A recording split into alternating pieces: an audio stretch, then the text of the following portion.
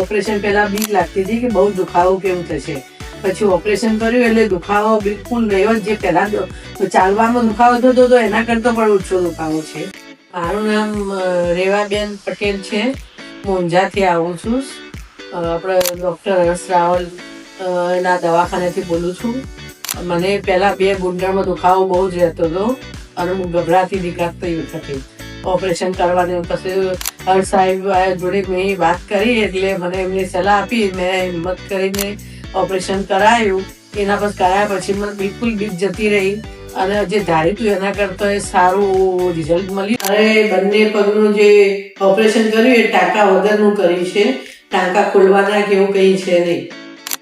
દવાખાનું પણ ચોખ્ખું સારું છે. અહીંયા બીજી કોઈ તકલીફ પડી નથી અને સ્ટાફ એ બહુ સારો છે.